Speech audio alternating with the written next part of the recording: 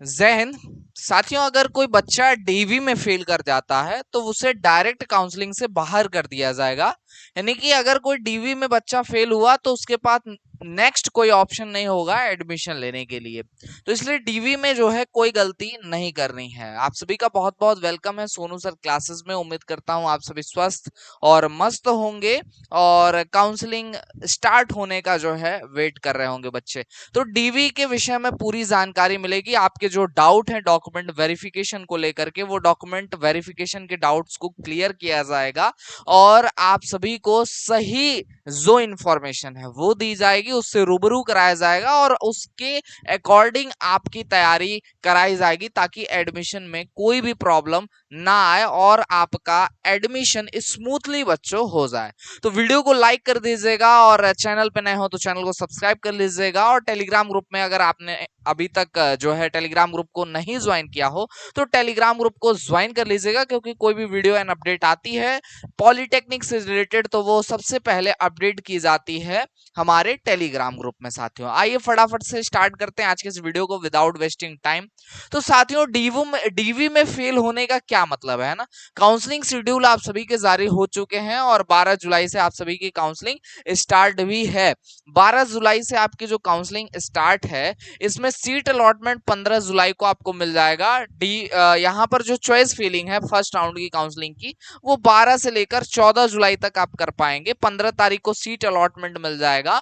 और जो फिर डॉक्यूमेंट वेरिफिकेशन का प्रोसेस है वो डिस्ट्रिक्ट हेल्प सेंटर यानी नियरेस्ट जो आपका राजकीय पॉलिटेक्निक या एडेड पॉलिटेक्निक जो होगा वहां पर आप जाकर के डीवी करा पाएंगे, डॉक्यूमेंट वेरिफिकेशन करा पाएंगे। इसकी एक लिस्ट 2024 डिस्ट्रिक्ट हेल्प सेंटर्स की लिस्ट आएगी। और वैसे तो हमने एक डिस्ट्रिक्ट हेल्प सेंटर्स की जो प्रीवियस लिस्ट थी उसको आपके साथ हमने अपने टेलीग्राम ग्रुप में शेयर कर रखा है, साझा कर रखा है। अगर आपने अभी तक उसे प्राप्त नहीं किया है तो टेलीग्राम ग्रुप को ज्वाइन कर लीजिएगा। इसके साथ ही ORCR 2023 का भी पीडीएफ फॉर्मेट में आपको वहां पर जो पीडीएफ है वो मिल जाएगा ORCR 2023 का। ठीक है, तो ये जो डॉक्यूमेंट वेरिफिकेशन का प्रोसेस है वो देखिए उसके लिए कितना टाइम आपको दिया जा रहा है। 16 जुलाई 2024 से 19 जुलाई 2024, मतलब हर हाल में 19 जुलाई 2024 को शाम 5 बजे तक, माफ कीजिएगा, शाम 5 बजे तक आपको किसी भी दशा में, या यूं कहूं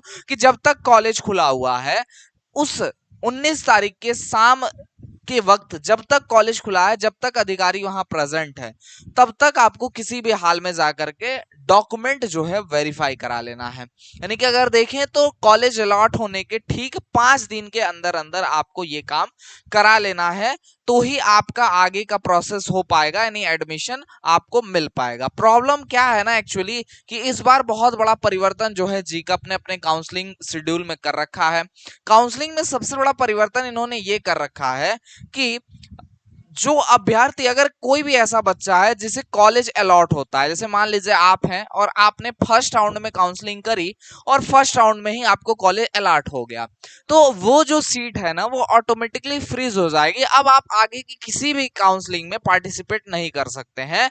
यानी कि आपको या तो एडमिशन ले लेना होगा अपनी सारी प्रक्रियाओं को पूर्ण करते हुए, या तो इस साल एडमिशन आप नहीं ले सकते, काउंसलिंग से बाहर हो जाएंगे, किसी भी राउंड में आप पार्टिसिपेट नहीं कर पाएंगे, फ्रीज माना जाएगा। राजकीय अनुदानित संस्थाओं में सीट आवंटन के पश्चात आपको यहाँ पर 3,250 रुपए शुल्क जमा करना पड़ेगा। उसके बाद डॉक्यूमेंट वेरिफिकेशन कराना, उसके बाद बैलेंस जो भी आपका फीस बच जाएगा, नहीं कॉलेज की जो भी और फीस होगी वो फीस आपको जमा करना पड़ेगा साथियों। ठीक है, तो देखिएगा शेड्यूल के अनुसार ये सारी प्रक्रियाएं होनी है। यानी कि जैसे ही पोर्टल क्लोज हो जाता है उसके बाद आप बच्चों कुछ नहीं यहाँ पे फिलहाल कर पाते हैं। ठीक है, तो डॉक्यूमेंट वेरिफिकेशन में इन्होंने ऑफिशियल नोटिफिकेशन में क्या क्या डॉक्यूमेंट्स दे रखे हैं एक बार उसे मैं आपको दिखा देता हूं कि क्या डॉक्यूमेंट इन्होंने दे रखा है। तो सबसे लास्ट में अगर आप आएंगे लास्ट पेज पे, तो यहाँ पर 8वें नंबर पे एडमिशन के लिए जो इन्होंने डॉक्यूमेंट्स दे रखा है, लगभग वही डॉक्यूमेंट्स आपके डॉक्यूमेंट वेरिफिकेशन में भी लगेंगे। अब डॉक्यूमेंट वेरिफिकेशन में आपका लगेगा अंक पत्र बोले तो मार्कशीट किसकी, अगर 10th पास है तो 10th की, अगर आपने 12th कर रखा है तो 10th और 12th दोनों की, अगर आपने ITI कर रखी है तो ITI की, इसके आगे की भी कोई अगर पढ़ाई लिखाई कर रखी है तो वो भी। इसके अलावा जाति प्रमाण पत्र यानी कास्ट प्रमाण पत्र, कास्ट के अलावा आप यहाँ पर अन्य रिजर्वेशन, जैसे अगर आपने आपने ईडब्ल्यूएस लगा रखा हो, ठीक है, तो ईडब्ल्यूएस देंगे, ठीक है। आपने अगर मिलिट्री पर्सन चूज कर रखा है तो मिलिट्री पर्सन का आप यहाँ पर सर्टिफिकेट देंगे। फ्रीडम फाइटर अगर चूज कर रखा होगा, स्वतंत्रता सेनानी, तो स्वतंत्रता सेनानी का आपको डॉक्यूमेंट यानी सर्टिफिकेट आपको यहाँ पे देना पड़ेगा। ये हो जाएगा आपका रिजर्वेशन। इसके अलावा देखिए यहाँ लिखा हुआ आय प्रमाण पत्र। आय जो प्रमाण पत्र होता है साथियों, ये बहुत शॉर्ट में इन्होंने लिखा है, पिता का आय प्रमाण पत्र लगता है, ठीक है। ये पिछले वर्ष से जो स्कॉलरशिप डिपार्टमेंट के साथ साथ जो यूपी एडमिशन सेल है यूपी का, उसने जो है यहाँ पर परिवर्तन करते हुए नियमों में पिता का आय प्रमाण पत्र अनिवार्य कर दिया है। अब रीजन दो है इसके पीछे। सबसे पहला रीजन दिया कि बच्चे की कोई इनकम नहीं होती, इसलिए बच्चे का आय प्रमाण पत्र किसी भी दशा में हम नहीं स्वीकार करेंगे। दूसरी बात कि बहुत लोग फर्जीवाड़े कर रहे थे, क्योंकि किसी के पिता इनकम टैक्स भर रहे हैं, यानी कि ज्यादा इनकम है उनकी, लेकिन फिर भी सरकार के जो लाभ है, सरकार के जो भी यहाँ पे द्वारा दिए जाने वाले सहायता है जो गरीबों को दिए जा रहे हैं, उनका लाभ उठाना चाहते हैं, या कोई गवर्नमेंट जॉब में है उसके बावजूद जो है आरक्षण लेना चाहता है। तो इन सभी चीजों पे रोक लगाने के लिए गवर्नमेंट ने कह दिया कि भैया पिता का आय प्रमाण पत्र लेंगे। तो इसके रिगार्डिंग बहुत सारे बच्चों का ये क्वेश्चन आ रहा है कि सर आय प्रमाण पत्र बन नहीं पा रहा है, सर एफिडेविट दे देंगे, ये दे देंगे, वो दे देंगे, कुछ भी दीजिए आप, अगर आप आय प्रमाण पत्र नहीं दे पाते हैं तो सीट कैंसिल हो जाएगी। ये बात आप अपने दिमाग में ध्यान रखिएगा। अब एफिडेविट मैं क्यों नहीं कह रहा हूं कि आप दे सकते हैं, देखिए दे सकते हैं, कोई दिक्कत नहीं है, लेकिन ये डिपेंड करता है करेस्पॉन्डेंस ऑफिसर पे, यानी जो सामने वाला ऑफिसर है वो लेना चाहता है कि नहीं लेना चाहता है, वो आपकी मदद करना चाहता है कि नहीं करना चाहता है, वो रिस्क लेगा कि नहीं लेगा आपके लिए। इस पे डिपेंड करता है कि अगर इनकम सर्टिफिकेट नहीं है, या आपके नाम से इनकम सर्टिफिकेट है, आपके पिता के नाम से नहीं है, या कोई भी यहाँ पर एरर हो रखा है, जैसे पिता के नाम में कुछ गड़बड़ी, आगे पीछे कुछ एक्स्ट्रा नाम के आगे पीछे लग गया है, तो ऐसे में है ना, ये डिपेंड करता है सामने वाले अधिकारी पे कि वो मदद करना चाहते हैं कि नहीं करना चाहते हैं। तो ये दशा जो है अटक जाती है, और मैं यही मान के चलता हूं कि वो नहीं मदद करते हैं, और मैक्सिमम होता भी यही है कि वो रिस्क नहीं लेंगे। क्यों लेंगे भाई आपके लिए रिस्क, ठीक है। तो आप इसके लिए तैयार रहिए, और पिता का आय प्रमाण पत्र लगेगा, इस बात को ध्यान में रखिए, है ना। निवास प्रमाण पत्र चाहिए आपको, डोमिसाइल सर्टिफिकेट जिसको आप कहते हैं, स्वास्थ्य प्रमाण पत्र, ये सब आपको एडमिशन के टाइम पे चाहिए, है ना। तो इतने आपको डॉक्यूमेंट्स चाहिए होते हैं आपको यहाँ पर एडमिशन के लिए, ठीक है। अब कुछ इनकम की लिमिट भी होती है, जो कि नए जो डॉक्यूमेंट की लिस्ट आएगी, जैसे ही आपका डॉक्यूमेंट वेरिफिकेशन स्टार्ट होगा, एक डॉक्यूमेंट की लिस्ट जो है हर डीवी सेंटर्स पे यानी डिस्ट्रिक्ट हेल्थ सेंटर्स पे जो है चस्पा की जाएगी, लगाई जाएगी, और उसमें सारे डिटेल्स डॉक्यूमेंट्स आपको दिए जाएंगे वहां पर, और उसी क्रम में आपको डॉक्यूमेंट्स लगा कर भी डॉक्यूमेंट वेरिफिकेशन के लिए ऑफिस में जाना होगा साथियों, ठीक है। तो ये काम आपको करना होगा, इतने डॉक्यूमेंट्स रेडी होने चाहिए। तो ये तो इन्होंने शॉर्ट में लिख दिया कि क्या क्या चीजें हैं, डिटेल में क्या डॉक्यूमेंट्स हैं वो मैं आपको बता देता हूं, तो आप इसका समझ गए होंगे सीधा सीधा बात क्या मामला है। इन्होंने साफ साफ ये लिख रखा है, आगे मैंने दिखाया आपको कि आपको कॉलेज अगर अलॉट होता है तो फिर आप फ्रीज माने जाएंगे, ठीक है, और आपको पैसा जो आपका सीट एक्सेप्टेंस फीस प्लस आपका जो काउंसलिंग फीस है उसको जमा करते हुए सहायता केंद्र पे आपको डॉक्यूमेंट वेरिफिकेशन कराना है, और उसके बाद आपको यहाँ पर जो बैलेंस फीस है वो जमा करना है, और यहाँ पर पोर्टल के माध्यम से जमा करने के बाद तत्पश्चात अभ्यर्थी द्वारा औपबंधिक एडमिशन लेटर यानी प्रोविजनल एडमिशन लेटर लेकर के, और आपने सभी डॉक्यूमेंट्स के साथ अपने जो भी कॉलेज अलॉट हुआ है अलॉटेड कॉलेज पे जाना है और अपने डॉक्यूमेंट्स को सबमिट करना है ना। अब समझिएगा बच्चों कि अगर आप ये प्रोसेस नहीं करते हैं तो क्या होगा, ठीक है। अब यहाँ पर देखिए साफ साफ इन्होंने लिख रखा है एक लाइन में कि जो बच्चा ये प्रोसेस को फॉलो नहीं करता है वो आगे की काउंसलिंग के लिए क्या होगा, अर्ह नहीं होगा, ठीक है। देखिए यहाँ पे लिखा हुआ है कि अभिलेख सत्यापित डॉक्यूमेंट वेरिफिकेशन नहीं कराए हैं का संस्था का पाठ्यक्रम आवंटन स्वतः ही निरस्त हो जाएगा, यह सीट अगले चरण की सीट मैट्रिक्स में जुड़ जाएगी, और सीट एक्सेप्टेंस फीस भी वापस नहीं किया जाएगा, और अभ्यर्थी आगामी चरणों में प्रतिभाग करने हेतु अनर्ह होगा, मतलब वो पार्टिसिपेट नहीं कर सकता, वो एलिजिबल नहीं होगा, है ना। तो इसमें आपको साथियों गलती नहीं करनी है और बहुत ऐसा लाइटली नहीं लेना है इसे कि भैया नहीं भी होगा डीवी या हमसे कोई गलती हो गई तो हमें माफ कर दिया जाएगा। नहीं, बिल्कुल भी सेकंड चांस नहीं दिया जाता है। इवन जैसे ही आपको आपका ये क्लियर हो जाएगा कि भैया आप फेल हो चुके हैं, कोई भी सर्टिफिकेट देने के दशा में नहीं है, किसी भी डॉक्यूमेंट को देने में असमर्थ रहे अगर आप, तो क्या होता है डायरेक्ट वहीं पे एक आपके नाम से एक नोटिफिकेशन वो जनरेट कर देंगे, ऑनलाइन आपके लॉगिन आईडी पे भी भेज देंगे जेकब के, और वहीं से एक प्रिंट आउट निकाल के साइन मोहर के साथ आपको लिखित रूप में दे देंगे कि भैया आपने फला फला डॉक्यूमेंट नहीं दिया, इसी वजह से हम आपकी सीट कैंसिल कर रहे हैं और ये सीट मैट्रिक्स में आगे जुड़ जाएगी सीट, ऐसा वो लिख करके आपको दे देंगे। ठीक है, तो इस बात को समझिएगा, इसकी गंभीरता को समझिएगा और गलती आप ना करें। आप डॉक्यूमेंट समझिए मोटा मोटा क्या क्या चाहिए आपको। आपका 10th का मार्कशीट सर्टिफिकेट चाहिए, 12th का अगर आपने कर रखा मार्कशीट सर्टिफिकेट चाहिए, 12th के बाद भी आप चाहते हैं कि आपने कुछ अगर कोर्स कर रखा आईटीआई बीए वगैरह कुछ भी, और आप चाहते हैं कि गैप सर्टिफिकेट ना देना पड़े, तो वो भी आप लगा सकते हैं, वो भी आप दे देंगे तो अच्छा रहेगा। ठीक है, चलिए इसके बाद रिजर्वेशन सर्टिफिकेट, लाइक आपको कास्ट, अगर आपने जाति प्रमाण पत्र आपको बनाना होगा, अगर आप ओबीसी से यानी पिछड़ी जाति से, एससी से या एसटी से हैं। बहुत सारे जनरल वाले पूछ रहे हैं सर हमारा जाति प्रमाण पत्र बनेगा कि नहीं। नहीं भाई, जनरल वालों का कोई जाति प्रमाण पत्र नहीं बनता है, सिर्फ पिछड़ी वर्ग का यानी ओबीसी का, एससी का और एसटी का बनता है। ठीक है, लेकिन जनरल वालों को अब एक सुविधा ईडब्ल्यूएस की यानी इकोनॉमिकल वीकर सेक्शन की सुविधा दी जा रही है। तो अगर आपने ईडब्ल्यूएस अपने फॉर्म में भर रखा है, प्रदर्शित है आपके फॉर्म में ईडब्ल्यूएस, तो ईडब्ल्यूएस आप यहां पर बनवा लीजिए, ईडब्ल्यूएस लगेगा आपका। अगर नहीं भरा है, नहीं शो कर रहा है आपके एडमिट कार्ड में, तो ईडब्ल्यूएस नहीं लगेगा, सीधा सा मैटर समझिएगा। मिलिट्री पर्सन, फ्रीडम फाइटर, इनमें से कोई अन्य भी अगर आपने आरक्षण ले रखा है तो उसका सर्टिफिकेट आपके पास होना चाहिए। इसके अलावा देखिए इनकम सर्टिफिकेट आपके पास होना चाहिए, किसका, आपके फादर का होना चाहिए इनकम सर्टिफिकेट, रीजन मैंने बताया आपको।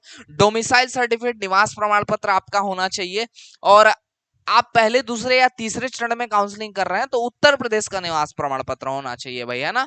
ऐसा नहीं है कि आप उत्तर प्रदेश के बाहर के विद्यार्थी हैं तो भी आप काउंसलिंग कर लेंगे, नहीं ऐसा नहीं है ना।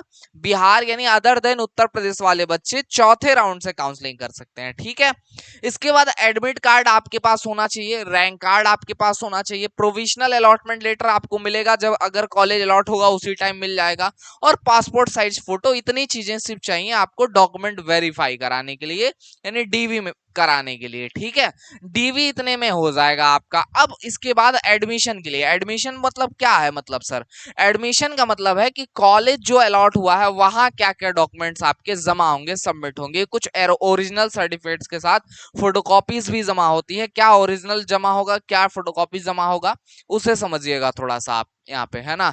तो अगर हम बात करें कि यहाँ पे एडमिशन के टाइम पे आपको क्या क्या डॉक्यूमेंट्स चाहिए, तो 10th क्लास का आपको मार्कशीट सर्टिफिकेट चाहिए, 12th क्लास का मार्कशीट सर्टिफिकेट की फोटोकॉपी ये जमा सबमिट होती है यहाँ पे। ठीक है, लेकिन डीवी में आप ओरिजिनल भी ले जाएंगे और फोटोकॉपी भी ले जाएंगे, फोटोकॉपी सबमिट हो जाएगा, ओरिजिनल वेरीफाई करके आपको वापस कर दिया जाएगा। ठीक है, इसके बाद आपका यहाँ पर रिजर्वेशन सर्टिफिकेट जो भी मैंने आपको बताया वो रिजर्वेशन, इनकम सर्टिफिकेट फादर का, डोमिसाइल सर्टिफिकेट आपका, admit card, rank card, provisional admission letter, passport size photo, TC चाहिए होता है यानी ट्रांसफर सर्टिफिकेट चाहिए होता है, माइग्रेशन सर्टिफिकेट आपको चाहिए अगर आप उत्तर प्रदेश के बाहर के रहने वाले विद्यार्थी यानी चौथे राउंड में जिनकी काउंसलिंग होगी उनको चाहिए। ठीक है, इसके अलावा कैरेक्टर सर्टिफिकेट यानी सीसी, अब कुछ बच्चे पूछते हैं सर थाने से बनवाना पड़ेगा क्या, नहीं, कैरेक्टर सर्टिफिकेट आपके स्कूल से मिलता है जहां से आप 12th या 10th पास हुए हैं, वहां से आपको ये कैरेक्टर सर्टिफिकेट यानी टीसी और सीसी साथ साथ में आपको दिया जाता है।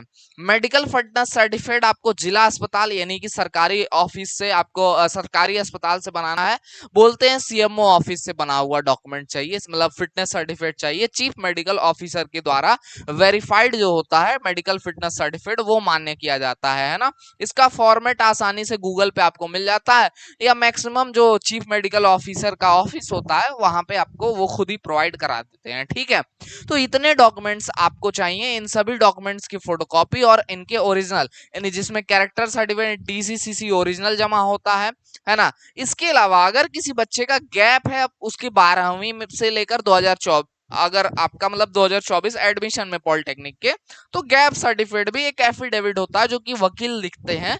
वकील के द्वारा एक प्रार्थना पत्र लिखवा करके एफिडेविट बनवाकर आपको कॉलेज में सबमिट करना होता है। कई कॉलेजों में ये सिर्फ एक पेपर में आपसे ये लिखवा लेते हैं कि आप जो गैप है उस टाइम में कोई तैयारी कर रहे थे और वो वही पेपर ही सबमिट कर लेते हैं। अब ये भी कॉलेज पे डिपेंड करता है कि वो एफिडेविट मांगते हैं या फिर पेपर पे। अगर एफिडेविट आप बनवा लेते हैं तो कोई डाउट नहीं है, गैप सर्टिफिकेट है ही वो, तो आपको कोई इश्यू नहीं रहेगा। तो इसलिए गैप सर्टिफिकेट बनवा लीजिए, आप एप्लीकेशन के चक्कर में मत परेशान रहिए। हालांकि अगर आपका इसमें कोई गलती होता है तो इसमें आपको मौका मिलेगा कि आप यहाँ पर करेक्शन, मतलब इसमें आप मेडिकल फिटनेस सर्टिफिकेट या अन्य कोई भी सर्टिफिकेट आप बनवाने का आपको मौका मिलता है, जैसे टीसी बनवाने का, सीसी बनवाने का, माइग्रेशन सर्टिफिकेट, फिटनेस सर्टिफिकेट, ये सारी चीजें बनवाने का मौका आपको मिलेगा। ठीक है। अब कुछ बच्चों का सवाल ये है कि सर मेरे 10th में फला नाम था, 12th में फला नाम है, आधार कार्ड में कुछ और नाम हो गया है या पिता का नाम गड़बड़ हो गया है। देखिए, आपकी डिटेल्स वेरीफाई करने के लिए, चूंकि सारी प्रक्रियाएं ऑनलाइन है और ऑथेंटिकेशन या केवाईसी करने के लिए आपका यहां पर आपके सभी डॉक्यूमेंट्स में डिटेल्स सेम होने चाहिए। यानी कि 10वीं आधार माना जाता है, 10वीं का मार्कशीट और सर्टिफिकेट। तो जो भी आपके डॉक्यूमेंट्स में नाम होने चाहिए, चाहे वो आधार हो, चाहे आपका 12th का हो, चाहे आपका फॉर्म हो, एडमिट कार्ड हो, चाहे रैंक कार्ड हो, उन सभी में एक समान रूप से आपका नाम एक ही होना चाहिए। अगर आपके डिफरेंट डिफरेंट या आपने कोई फॉर्म में मिस्टेक कर दी है तो फिर प्रॉब्लम होगी और एडमिशन नहीं मिल पाएगा, इसे भी डीवी में फेल माना जाएगा और आपकी सीट तो कैंसिल होगी ही होगी, साथ ही में आगे के सभी काउंसलिंग से बाहर कर दिया जाएगा और इस साल एडमिशन नहीं हो पाएगा। मतलब ये कहना चाहते हैं मोटा मोटी कि आप किसी भी तरीके से डीवी में लापरवाही मत करिए, क्योंकि डीवी में लापरवाही का मतलब है कि इस साल एडमिशन का सपना चूर चूर हो जाएगा, टूट जाएगा। तो इसलिए अपने सभी जो बताए गए डॉक्यूमेंट्स हैं वो करेक्टली रेडी रखिए, इसमें कोई लापरवाही ना करिए। मैंने आपको स्ट्रिक्टली लाइन दिखा दी है कि अगर डॉक्यूमेंट वेरिफिकेशन में आप फेल होते हैं, नहीं करा पाते हैं, डॉक्यूमेंट वेरिफिकेशन सक्सेस नहीं होता है, तो फिर सीट कैंसिल हो जाएगी और उस सीट को अगले राउंड में शामिल कर दिया जाएगा काउंसलिंग में और आपको काउंसलिंग से बाहर कर दिया जाएगा। तो साथियों, अगर आप चाहते हैं आपके साथ ऐसा कुछ भी ना हो तो अपने सभी बताए हुए डॉक्यूमेंट्स को रेडी कर लीजिए और इस लापरवाही ना करिए। काउंसलिंग बहुत ही नजदीक है और आप जो है यहाँ पर अच्छे से काउंसलिंग करिए, अलॉटमेंट लेने के बाद डीवी कराइए और अपने एडमिशन को कंप्लीट करिए साथियों, है ना। उम्मीद करता हूँ आपको आज का ये जो वीडियो है वो पसंद आया हो। अगर वीडियो अच्छा लगा हो तो वीडियो को लाइक करिएगा, अपने सभी साथियों के साथ शेयर करिएगा, चैनल पर नए हो तो चैनल को सब्सक्राइब कर लीजिएगा, टेलीग्राम ग्रुप को साथियों जरूर ज्वाइन कर लीजिएगा। मिलेंगे किसी अन्य वीडियो लाइव शेयर के साथ, तब तक के लिए जय हिंद, वंदे मातरम।